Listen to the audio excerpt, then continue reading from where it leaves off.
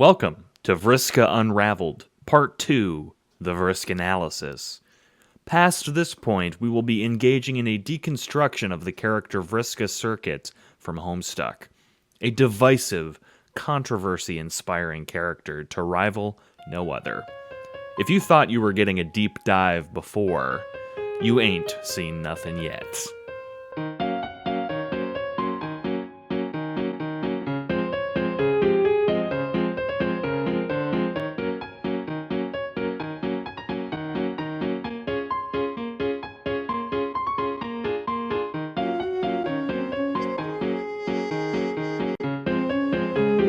Before we begin, 2 notes. 1. Please watch Part 1, the Vriskumentary. Many points will be made assuming you have a fresh idea of Vriska in your head. Number 2. I reserve the right to make a Part 3 at a later date if there is a call for it. If I think of anything else, or if I miss some Vriska stuff, or if more Vriska content comes out from the Homestuck 2 or Pester Quest lines, I will update this series accordingly. Presently, the media I draw from and treat as canon are as follows: Homestuck, Paradox Space, the Epilogues, Pester Quest, and Homestuck 2. Now let's jump right in. Part 0. Vriska Trivia, aka Triviskia. Before we hop on board the Vriskors train, let's zoom out. Who is Vriska? I mean, we discussed her ad nauseum in the previous episode, but who is she in the context of the comic she is a part of?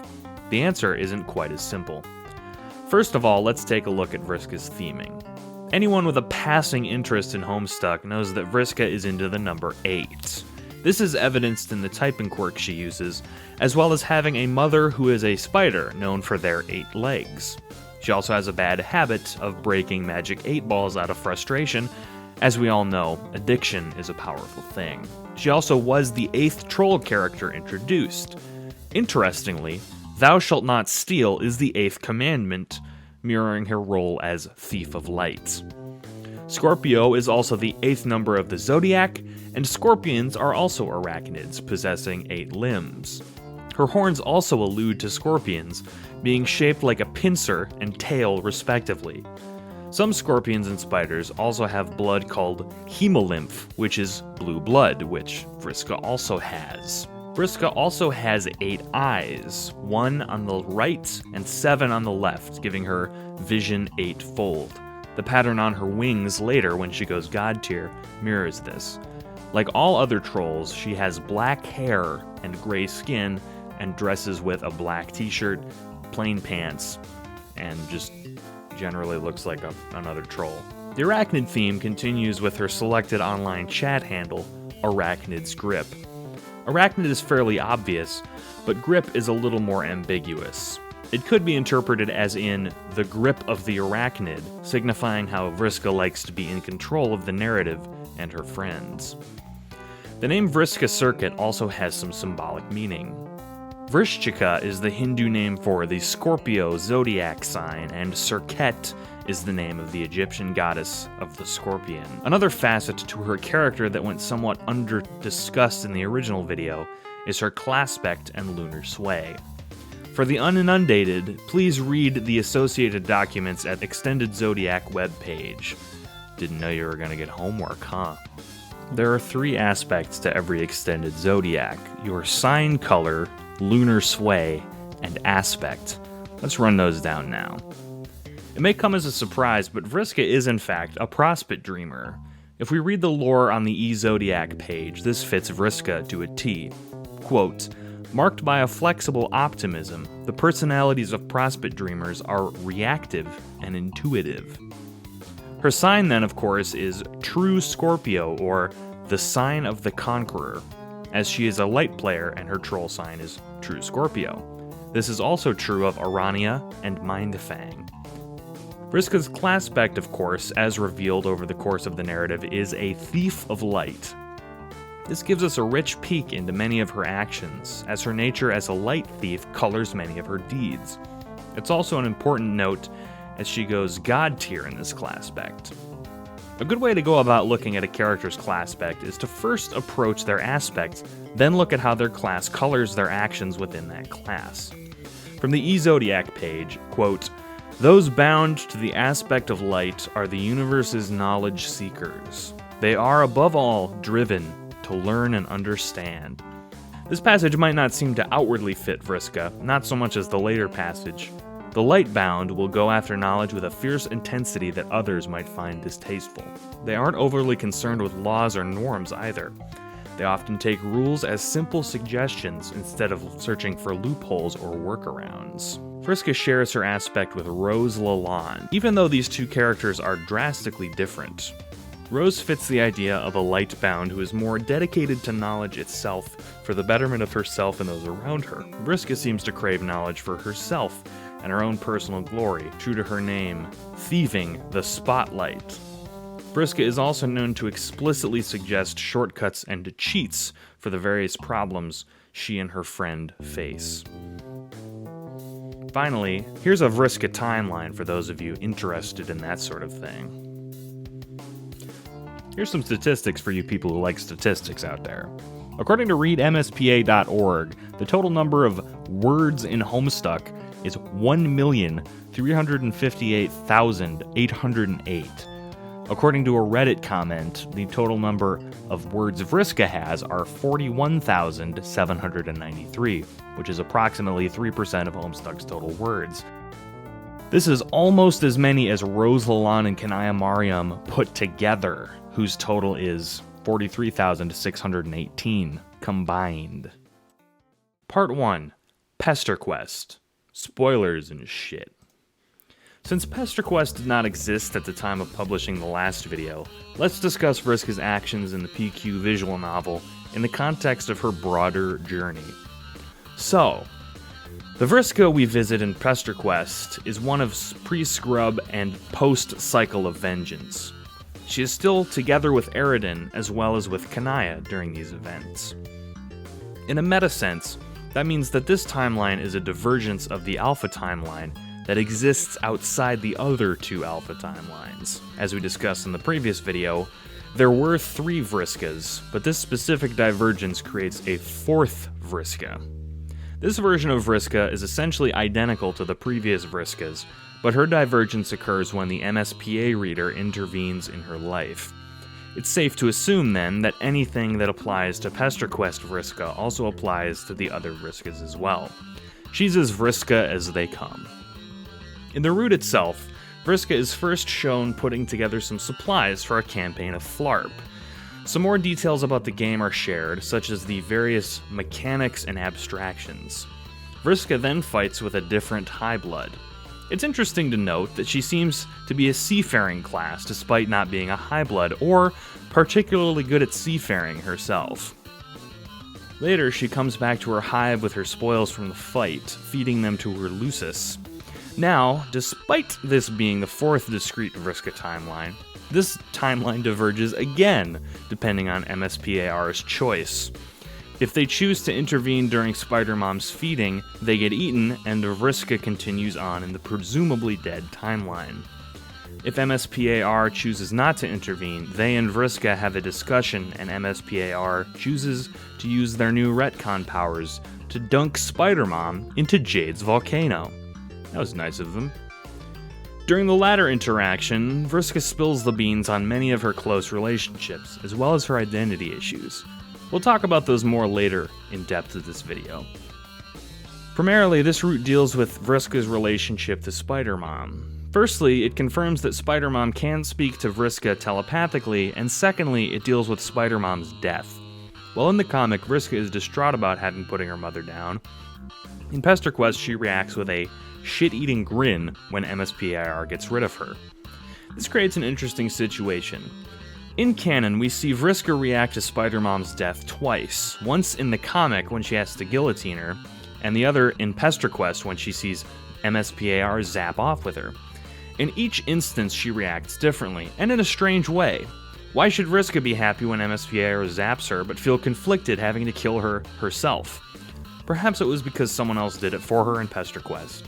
Perhaps it was because her feelings of hatred for Spider-Mom were at their peak in Pester Quest. Perhaps it was the gore splattered over her in Homestuck. Perhaps it was because Kate Mitchell forgot about the comic. We may never know. VRISKA SERKET is one of the most relevant characters in Homestuck. She contributed directly to many events, such as the defeat of the Black King in the Troll Session, the creation of Bec Noir, the discovery of the House Juju, and she's even the biggest reason Lord English, the big bad of the comic, eventually falls. That's all well and good, but there's more to it than that. Vriska has a fascinating relationship with relevance. She's one of the only characters in the comic that seems to understand what relevance even is, where perhaps Dirk.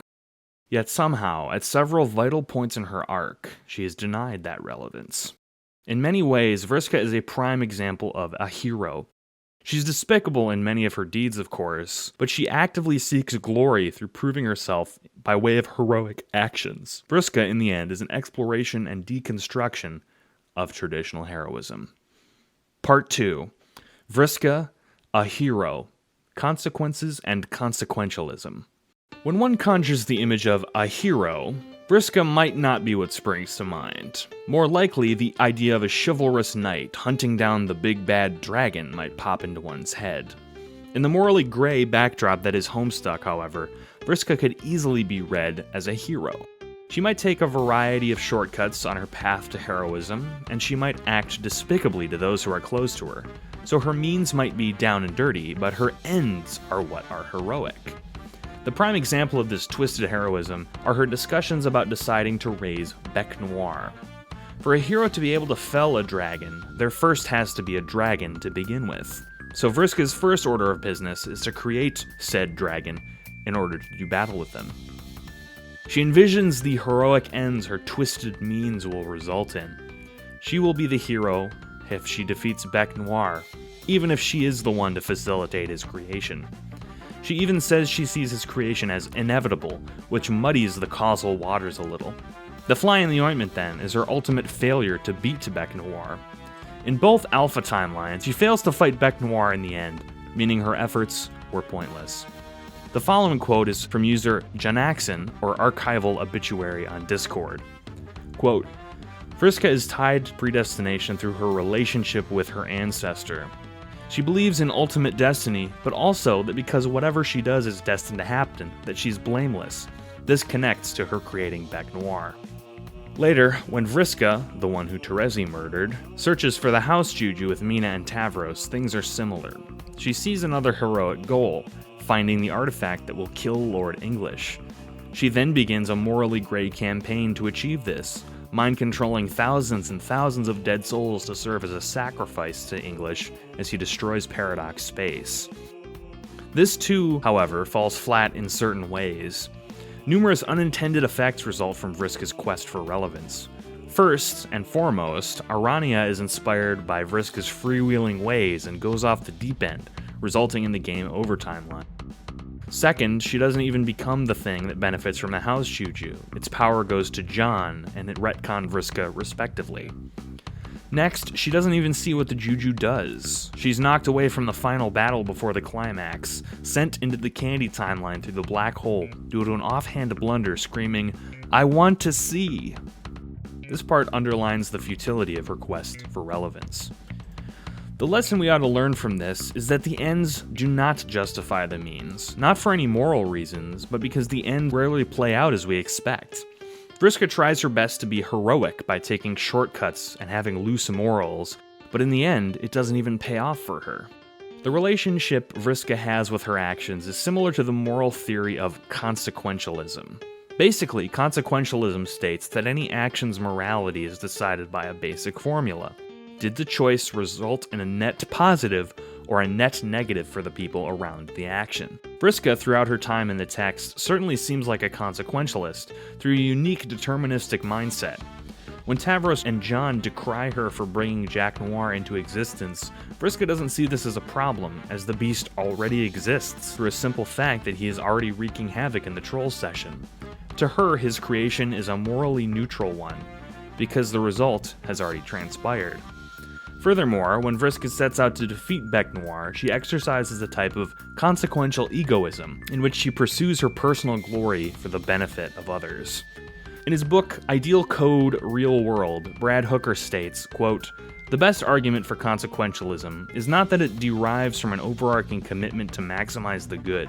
The best argument for consequentialism is that it does a better job than its rivals of matching and tying together our moral convictions, as well as offering us to help with our moral disagreements and uncertainties. This sentiment, detaching itself from morality at large, matches Vriska's heroic vision." Ultimately, however, Andrew Hussie tears down these consequentialist notions, as in spite of Vriska's best efforts, she is unable to defeat Bec Noir, and dies before any of her immoral actions can pay off. Essentially, she fails to act in the way she intended. This consequential heroism continues with Vriska's last two protégés, John and Tavros. On one hand, Vriska tries to help Tavros become a better person, or at least Vriska's version of a better person. Her idea about what makes someone strong is warped, more on that later, but she fully intends to make him better with her various gleeful abuses. This fails because her acts seem cruel, and in most ways they are, despite, loosely speaking, being well-intentioned. She never ends up making Tavros stronger, and for her trouble, she bleeds out on her quest bed. If Tavros was Vriska's trial run, John is her success story. John becomes god-tier directly because of Vriska's influence, mostly because Vriska's motives have better intentions this time. Still, she ends up being spurned by John when he possesses the Ring of Life because he sees her as immoral despite all the help she gave him. To her, this feels like a personal rejection, but more deeply, it's about a failing of her entire worldview. Part 3. Vriska and Herself. This is a quote from an anonymous contributor. Vriska's thing has always been, "I hate myself and either want to be someone else or prove I can do good even though I hate myself." Many of the characters in Homestuck have some kind of relationship with themselves. Literally. Carcat talks to his past and future selves, Dirk makes robot clones of himself, and Dave has to tiptoe through life carefully weaving his alternate selves between each other. He also meets a bird version of himself once. Vriska only meets herself twice, and the latter time is incredibly telling about her personality at large. Vriska meeting Vriska is an iconic moment in the comic. Everyone remembers that fateful encounter. Let's build a little context. The two Vriskas who meet are actually a unique case. Instead of a strict past and future or doomed timeline self, Vriska is meeting another Vriska from a timeline that used to be the Alpha timeline. Essentially, these two Vriskas are both from an Alpha timeline. Confused yet? First you have this Vriska, a Vriska who's been denied relevance twice and is finally cutting loose after being rejected by the narrative with her new girlfriend, Mina. Then you have this Vriska, a Vriska who, while being denied relevance once, was not punished by her crimes by Terezi. She then led an idyllic life of planning for Ellie's destruction on the ship for 3 years.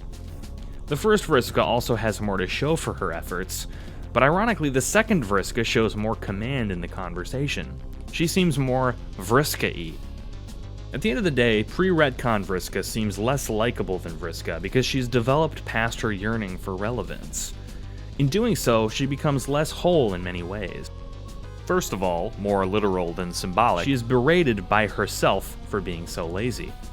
Mina also gets sick of pre-retcon Vriska, finding her very different than the Spitfire she fell for.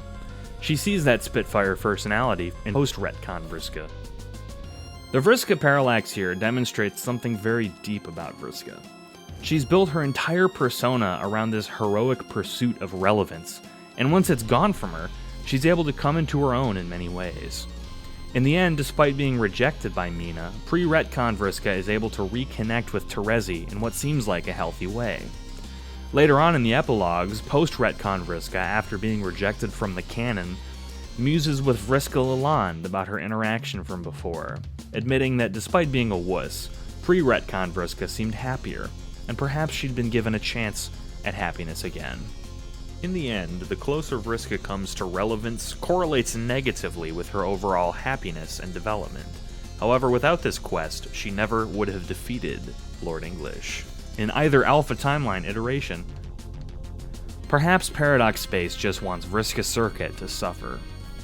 A quote from contributor Ubermensch Bodhisvata, quote, "Dead Vriska is a prime example of the Christian doctrine of repentance. She understands why she's doing what has made her an evil person and rejects it 100%. What was once her entire reason for existing, her fight against Lord English, she now considers to be a complete waste of time. It is better to be irrelevant and powerless, but happy with the people that you love, than it is to be relevant, powerful, and important. And the things that you have to do to make you relevant, powerful, and important are probably mutually exclusive in finding love. Vriska often patterns her life over her ancestor, Mindfang. It's obvious how much Vriska admires Mindfang, which isn't the best thing ever, since Mindfang kept slaves and killed people. But hey, on Alternia you take the mother figure you can get. It's better than a fucking spider. Vriska's identity often hinges around others like this. She is able to imagine she's aloof like her ancestor, but this bravado shrinks when she doesn't get her way. She acts like a child when Aradia and Terezi no longer want to play with her, and treats Tavros like a schoolyard bully would tease someone. This also goes for her later, when John doesn't want to give her the ring. She throws a tantrum and leaps forward without him. She's very used to people leaving her, so she'd rather get it out of the way first.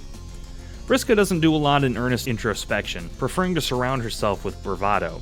So when she sees herself reflected back at her, or Mindfang reflected back in Arania, she gets uncomfortable. She only drops the bravado when she's lost everything. More on that later.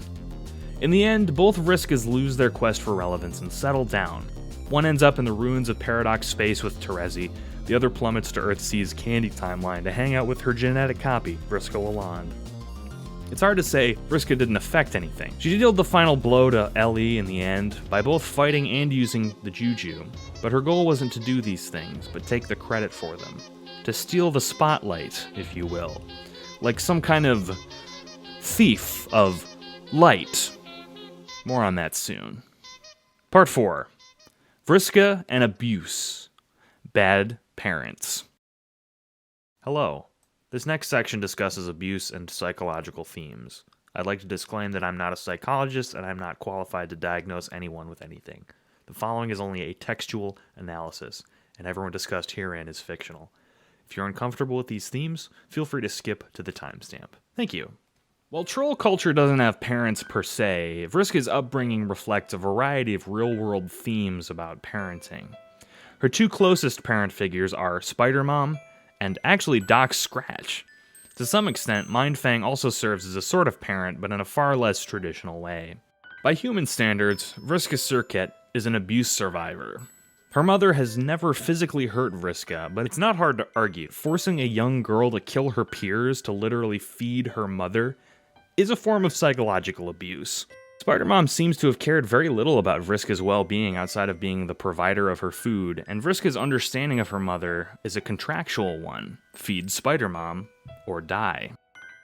According to the Australian Institute of Family Studies, quote, research suggests that adults, particularly women, who are victimized as children, are at risk of re-victimization later in life. 72% of women who experienced either physical or sexual abuse as a child also experienced violence in adulthood, compared to 43% of women who did not experience childhood abuse. Vriska's case of re-victimization comes when Doc Scratch enters her life.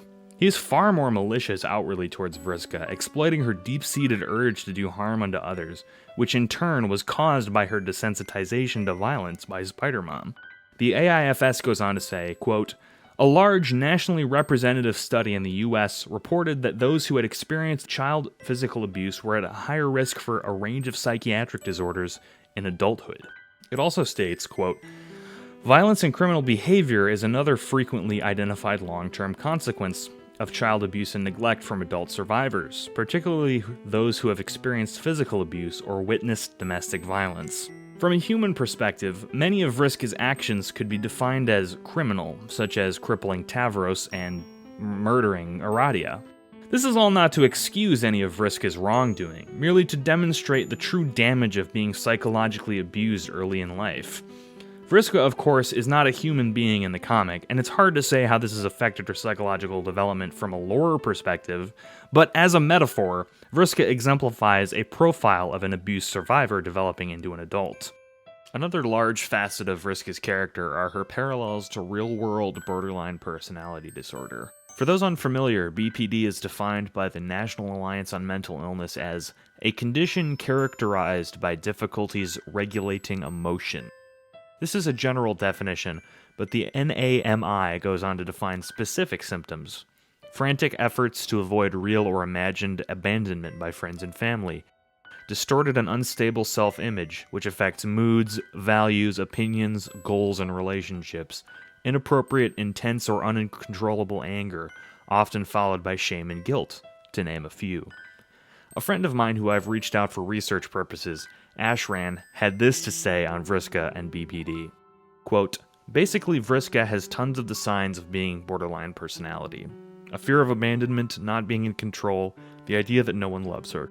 She creates and fabricates whole situations in which she is the most important person, such as her grooming of Tavros, and ironically her reliance on Tavros to give her attention. That's a reason she chases people who don't give her attention. It denies what she craves, such as Aradia and Terezi.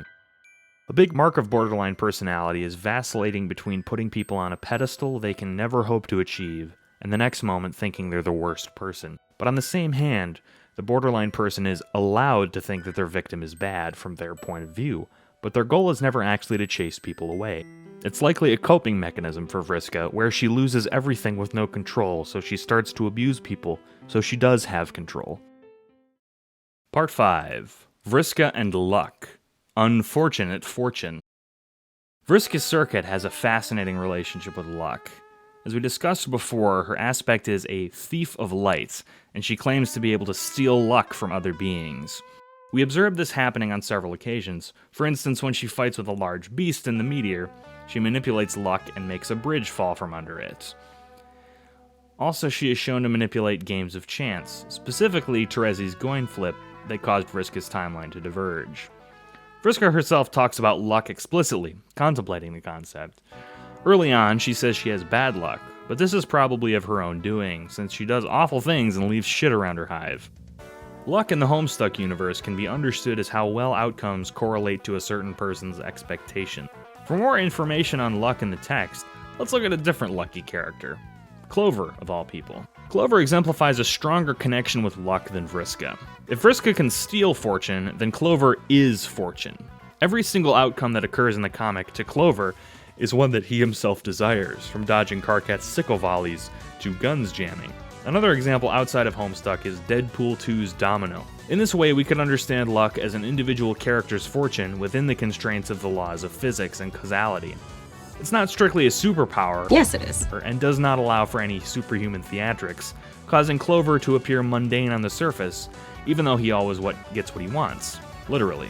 Back to Vriska. Luck is a very different thing to her. Before the events of the game, she's under the impression that luck is terrible to her. She steps on her own die, she breaks 8 balls, and she feels the need to steal fortune by using the magic cue ball when she gets help from Mindfang's journals. The cue ball is also used by Rose Lalonde, and similarly, Rose uses the prognostic abilities of the ball to find luck. Both light-bound girls find, ultimately, however, that luck does not come from any trinkets, but from within. For Rose, this means being able to predict the future, and for Vriska, this means being able to create her own future. The exact mechanics of stealing luck are still unknown, but essentially we see her take odds that seem unlikely and make them effortless to attain. For instance, when she's fighting Jack Noir, she manages an 8 to the power of 8 chance roll, and it helps her enough to go toe-to-toe with him. One interpretation of Vriska's aspect, then, is someone who forges their own fortune. This is literal. She affects people's coin flips, as well as deeper, when even in death she devies for relevance through the Outer Rim. One could argue that when John saves her in the post-game over timeline, she is still, in a passive sense, exercising her luck. She makes herself relevant again, stealing the spotlight. As discussed before, Vriska tries very hard to stay relevant, even in the face of insurmountable odds. Yet she seems happiest when she lets go of this tendency. In a way, the thief in her title implies wrongdoing in some way, as though this power of hers, despite being potent and game-changing, is not for the best. Part 6. Trans Vriska. Vriska did nothing male.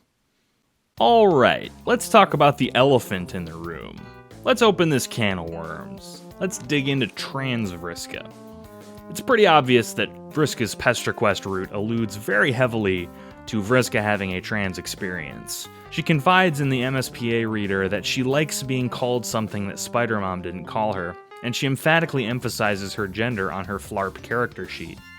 Before I crack open this can of grubs, I want to say, trans Vriska is good. Trans representation, written by trans people, is a categorically good thing. People who disagree fall into three camps. They either had a different headcanon, dislike trans representation, or they dislike Kate Mitchell. If you dislike Kate Mitchell, pretend for a moment, for me, that anyone else wrote this PesterQuest route. If you dislike trans representation, then this video is not made for you. I don't like to get political, but I don't think that believing that trans representation is good is a political opinion. If you have a different headcanon, I understand, and while that's fine, this video is, unfortunately, about the current Homestuck canon. Thank you. I want to discuss this in two ways. Firstly, outside the text, and second, within it. Outside of the text, applying a trans lens to Vriska's experience lends some interesting insight into her relationships and her personality. Many trans Homestuck fans already relate to Vriska's experience, and it's wise to create a link in the text to people who might identify with her for that reason. Kate Mitchell, the route's author, was choosy about which trans details were included as well. While Vriska is never referred to in the text as trans, she instead explains her specific instances in her life that being trans would come up, instead of mentioning it outright, which is a narratively sound way to legitimize her experience. Many authors experience the ire of their readers when their characters are offhandedly assigned queer identities, famously J.K. Rowling. Kate Mitchell introduces the idea thoughtfully, however. The trans details were surprising to some. Many PesterQuest readers did not see it coming, despite the fact that trans Vriska has had support for a long time on social media such as Tumblr and Twitter. Some argue that trans Vriska is out of place, and that it comes out of nowhere, and while there's no evidence in Homestuck nor the epilogues as strong as in PesterQuest, one could argue that Vriska has always been obsessed with being herself, more than many other trolls, or the rest of the cast at large. It's not difficult to see why many trans people latched onto this character, and it's not hard to see that some people might not see it themselves. In the end, it's up to interpretation. Inside the text itself, however, this raises some questions. Once again, Kate didn't refer to Vriska explicitly as trans by that word, but it's safe to assume Vriska's experience is very similar. If we assume that Vriska is by name trans, and transness exists on the planet of Alternia, that creates a strange paradigm. What does it mean to be trans on another planet? What does it even mean to be male or female on Alternia? A whole other video could be given to gender on Alternia, but for the sake of brevity, my sanity, and your patience, I will keep it short. On Alternia, there seems to be very little sexism. There's much in the way of classism and racism, but both genders seem to be on equal footing societally. It's hard to say, given that our largest exposures to the planet are between the Friend, Sim, and Hive bent, but sexism doesn't really seem to exist. One of the only allusions to gender ever made in the comic is when Karkat chides Tavros for playing, quote, games for girls. If anything, though, this is not said in belittlement like it might be said on Earth. It's a warning that the women of this planet are highly dangerous foes. Trans Vriska in the end on Alternia is a wash. Alternians seem to live in a post-gender society, exemplified by characters like Lance Bombix and Vriska. It's nice to see Vriska characterized as a woman searching for her own identity, free from the usual struggles trans people face on planet Earth. Part 7. Relationships. Vriska and pals. One of the most diverse characters in terms of her relationship to others in Homestuck is Vriska. Few characters interact with the full cast as heavily as she does. This section is going to be a rundown on Vriska's various relationships. First off, let's discuss some of her lesser relationships rapid-fire style. Surprisingly, she doesn't interact with Karkat too much in comic. The duo seem to have a begrudging respect for the other. While they've both laughed at the other on multiple occasions, Vriska and Karkat both quickly step back when they detect the other one is stepping up. She also mentions in PesterQuest that she would not let Spider-Mom eat him. Vriska and Aridin have a short-lived kismissitude that doesn't last long, and seems to have no lasting impact on her. She does make him a doomsday device, which eventually kills Spider-Mom. Vriska and Equius have a tenacious relationship, very transactionary and backstabbing, as is the custom for Highbloods, and despite being neighbors, they don't really interact much. Gamzee, of all people, seems scared of her, mirroring her active effect to foil his plights later. Vriska doesn't interact with many of the beta kids. She seems to think Dave is just a harmless idiot, Jade is an active threat, and Rose is a yammering blowhard. It should be noted that Vriska was integral in avoiding Rose's alcoholism, being the only one on the meteor willing to say something about it. Vriska doesn't interact with the alpha kids extensively either, spare for Jake, whom she mercilessly taunts, calling him Joke, having the opposite reaction as her Dancestor Urania, who actively built him up.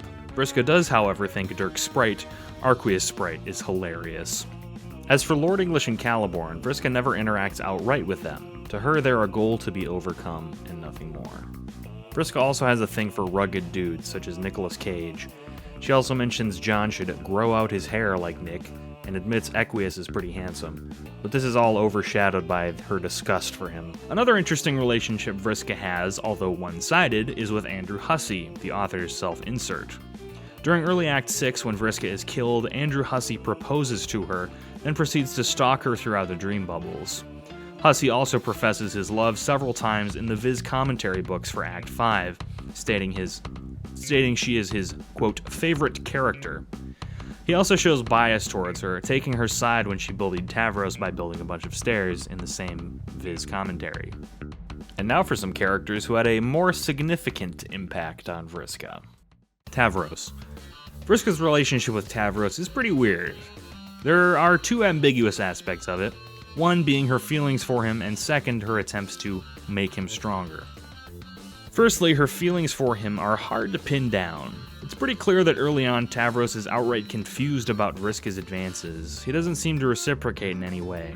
Vriska, on the other hand, vacillates wildly between flushed and pitched affection for him, until she eventually settles on being his friend, in both of her iterations. She takes the rejection pretty hard, even though she nearly mind controls him into kissing her. Next, her attempts to make Tavros stronger. It's pretty hard to say that Vriska didn't take pleasure in seeing Tavros hurt, but it's also tough to say she wasn't earnestly trying to make him a better person, in sort of a misguided way. In many ways, Tavros stands out as someone who outright ignores his people's culture of violence. He's kind and forgiving, and while something of a doormat, in the end he uses his gentle nature and charisma to gather his own army. He seems to understand Vriska's plight, forgiving her twice along the course of the narrative. First, he forgives her enough to travel in scrub with her, and secondly, later, she has no ill will towards Vriska when she travels through the furthest ring in search of treasure, even though he still tried to kill her on the meteor. It seems that Vriska's attempts in making Tavros stronger usually do the opposite. First, she cripples him, then she begs him to kill her on her quest bed. He's traumatized. It's not until she becomes a threat does he rise to the occasion and try to kill her with his lance. Later on in the Juju Cave, Tavros chooses to leave Vriska as well. He shows a lot of growth and agency, seemingly in spite of Vriska. John. One can't discuss Tavros without then discussing John. John and Tavros are both breath players. Breath is an aspect symbolizing freedom, an aspect that Vriska is quite connected to. She tries to develop these two characters who are very similar. She even calls John Pupa, referring to Tavros' persona Pupa Pan. Interestingly, breath also refers to oxygen, whose atomic number is, you guessed it, 8. With John, she has more success. With her help, he goes God tier and completes many game objectives on his way to complete the Scratch. Tavros, in some ways, seems to have been a dry run for the mentorship she had with John. He is much more receptive to her, despite her needling, and the two forge a close connection. Their feelings towards each other are also more direct. She and an alternate version of John date for a while in the afterlife, seeming to have eventually split amicably. One strange thing about John is the way he flip-flops when it comes to Vriska's morality. When Vriska brings it up pre-Scratch, John seems very understanding about it. She admits the violence she's committed and repents to him about it, and he soothes her with understanding words. However, later on, John meets up with her several times in the furthest ring. Here he refuses to give her the Ring of Life because he believes her to be too dangerous. When John resets the timeline and retroactively prevents Vriska's death, he seems amicable towards her as she personally plans their final stand. John refuses to give her the ring, despite later bringing Vriska back to life in the end. Vriska has a thing about being rejected by breath players. It might signify her feelings of desiring freedom and relevance, being unable to eventually attain them. She works hard to bring more freedom into the world, but her efforts, unfortunately, are in vain. Triviskia.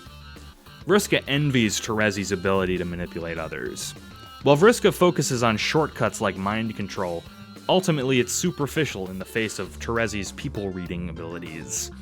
She and Vriska constitute the Scourge Sisters, a deadly team of flarpers. They share a close friendship, one that is smashed to bits during the cycle of vengeance that kicks off with Vriska crippling Tavros. Triviskia, during this time of turmoil between them, feels responsible for Vriska. She states to Aradia, then later on the Meteor, that she, Triviskia, has to be the one to take her down. She likely feels this way due to being complicit in many of Vriska's schemes, as well as her strong legislacerator's instincts. Ultimately, though, Triviskia's taking responsibility is not the right choice. She chooses to kill Vriska instead of allowing her to fight Bec Noir, the choice which leads to the doomed game over timeline. She also leads to the destruction of Vriska's arm and eye, doing the tipping off Doc Scratch about the cue ball. The two ladies have a lot in common, but in the end, they reconcile in both timelines, one pair watching Paradox Space burn, the other having fun on the Meteor. In the end, Triviskia is left wandering the black hole left by the final battle with Lord English, looking for Vriska's remains. Eventually she gives up, and goes to space with Dirk, and a robot. Aradia. Aradia is a central figure in the cycle of vengeance. Aradia starts with a strong distaste for Vriska, warning Tavros that she doesn't pull her punches, and this distaste is only heightened when her partner Tavros is crippled. In spite of Triviskia's warnings, she provokes Vriska by sending ghosts to bother her. Vriska then sends Solix to kill Aradia. Eye for an eye, right? Really, Vriska's relationship with Aradia changes depending on which state she's in. In her first life, Aradia dislikes Vriska, a very lucid understanding of what she stands for. Later, when she's a ghost, she's not even up to acknowledge Vriska, which irritates Vriska into several empty peace offerings, including Arceus's Aradia bot. Aradia bot becomes rather chaotic and dejected, and in the end goes to beat the tar out of Vriska. Finally, in the afterlife, Aradia is happy to tag along on Vriska's ship, seeming to have buried the hatchet one way or the other. Doc Scratch. Doc Scratch and Vriska get under each other's skin. Vriska is annoyed that she always falls for his shenanigans and he provokes her on more than one occasion. Doc seems irritated that she managed to one-up him by possessing his cue ball. She also uses this to cheat at chess with him, a game which, as an omnipotent being, he is irritated with losing. In the end, he's an abusive asshole who preys on her worst traits. Kanaya. Fussy Fangs and Vriska share a somewhat messed up relationship. Kanaya and Vriska have a very one-sided moral allegiance going on early in the comic, one which vacillates between moral allegiance and auspice with Tavros. Her true intent, however, is to be flushed with Vriska, something that Vriska is absolutely oblivious to. Vriska even resents Kanaya for, quote, meddling. Kanaya eventually makes a dress as a loving gift to Vriska, who uses it to dress like Tavros' fairy and kiss him. Kanaya witnesses this and seems to sever her care for Vriska outright. Even later on the Meteor, Kanaya and Vriska do not interact much. Vriska is so oblivious she even assumes Kanaya's crush was on Tavros. Everyone in Vriska's life trying to help her become better to Vriska is just a meddler, exemplified with Kanaya most potently. Arania. Just like Mindfang inspired Vriska, Vriska inspires Arania. To be fair, Mindfang inspired Arania too, but Vriska was the catalyst who broke the barrier for Arania between Blowhard and Woman of Action. Vriska didn't like Arania much, likely because she saw many of her own traits reflected back at her. Arania was, in many ways, similar to the long-winded and excitable kid Vriska was pre-Scrub, except flanderized and more self-important, though not by much. Vriska keeps her interactions with Arania to a minimum, but Arania admired Vriska greatly, causing her to abandon Vriska's team and cause the game over events. Vriska is still dejected by the loss, mostly because Arania was the one controlling all their fleet of dead trolls. Mina. Mina and Vriska are fast friends. Mina already likes Arania, so Vriska was a natural extension of that like, being a version of Arania who is more palatable to Mina. Mina and Vriska, after Arania leaves, begin to drift away from relevance. Vriska thrives in this new environment, where Mina feels somewhat stifled. They begin a relationship, but as Vriska changes into Vriska, the duo part until they are confronted by Vriska, the alive one. Mina, who is tired of irrelevance, leaves Vriska for Vriska due to the traits she originally fell in love with. Mina does not start a new relationship with the new Vriska, but she's confirmed to still have the crush. Mina says herself that she's selfish, and this is true. Mina rejected the Vriska who was happier for being carefree and accepted the Vriska with the traits she admired. The following summary of Vriska's relationships is a quote from Ubermensch Bodhisattva on Discord. Quote, Vriska is not only selfish, but borderline solipsistic, and seems to regard other people as almost extensions of herself. Now what this shakes out to mean is that Vriska treats nearly everyone with the alternating hot and cold loathing and adoration she treats herself with, overall wanting to be everyone's savior while treating them with utter disdain. Vriska treats other people much the same way she treats her own limbs. She likes having them and using them, but it's pretty clear from how reckless she is that she considers them to be expendable, and might also take some sadomasochistic pleasure in losing them or even destroying them on purpose if she feels like she has made a misplay. Eventually, Vriska experiences this type of loss herself. She slowly grows from her mistakes, but that takes her until the end of the comic. Part 8. Vriska and Morality. Did Vriska do anything wrong? If you like Vriska or Homestuck at large, you've probably heard the phrase, Vriska did nothing wrong. While I lampooned it in my original video, people proclaim it boldly, and Kate Mitchell included it in Pester Quest. But did Vriska do anything wrong? This question is not one with an answer, as wrong is a question of morality, and morality is one of the most subjective things out there. To many, she was a victim of circumstance. To others, she's a ruthless serial killer. So which is it? Vriska is a divisive character because she's one of Homestuck's most complex. Her arc is one of the most complete, if messy and all over the place, and the things she does really does toe the gray area she lives in so happily. Did Vriska do anything wrong? Depends on who you ask. If you were to ask someone like Mina or Andrew Hussie, the one in the comic, not the author, they would say no. She does what she has to do to survive, and she's a badass living in a hard world. If you had to ask someone like Tavros or Terezi, they might say yes, but she's atoning for her mistakes and she deserves a chance to be useful. If you ask someone like Nepeta or Gamzee, they might say yes, and that they're afraid of her potential. It's through this diverse lens that a complete Vriska takes shape. If you asked Vriska, she would probably admit to her wrongdoing. It's hard to say how guilty she would feel since she only openly repents once to John, but it's safe to say many burdens weigh heavily on her. Then again, she seemed so gleeful when she crippled Tavros. Does she regret her life, or has she been doing it for so long, she's beginning to enjoy it? People, including myself, like to talk about Vriska ad fucking nauseum because she's so interesting. She feels like a real person with history and personality. In many ways, she's villain-coded, in that she's a literal serial killer who crippled a boy she had a crush on, but in just as many, she's hero-coded, in that she's one of the most active people trying to take down the big bad, even more so than some of the main characters, like John, the real protagonist. So to answer the age-old question, did Vriska do anything wrong? It doesn't matter. The fact that so many people have decided for themselves and discuss it so heavily is special in itself. Though you should probably say she didn't, just to be funny. In 2012, when Vriska was introduced, from her very beginnings, Vriscourse raged. It raged on the forums, it raged on Tumblr, on Reddit, on YouTube, on Twitter.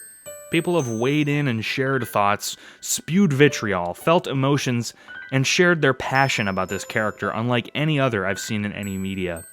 I'm sure there are more Vriskas out there, but the one inside of Homestuck has a special place in my heart, since I first read the words, "Your name is VRISKA SERKET." She's just a girl trying to live, patterning herself after her hero, pursuing her goals, often till the bitter end. At the end of the day, and at the end of this video, don't think about how Vriska's actions exist in some arbitrary moral system. The questions involving Vriska run deeper than just judging her wrongdoings like some massive internet jury. Vriska isn't on trial. Vriska is an interesting and diverse character, brimming with depth in lore, in personality, and literary analysis. Use Vriska as a lever to elevate yourself into understanding something new. Use Vriska to question your perceptions. Or if you don't think it's that deep, just enjoy watching the funny spider do her thing. Project yourself onto her, love her, despise her, but enjoy doing it. And as always, don't hate her, 'cause you ain't her. Thanks for watching my video, everybody. I really appreciate it, and if you liked the video, please give me a like, give me a comment, give me a subscription, and most importantly, follow me on my Twitter, twitter.com/funkmclovin, all one word. I'd really appreciate it. And for your trouble, here's some bonus Vriska memes.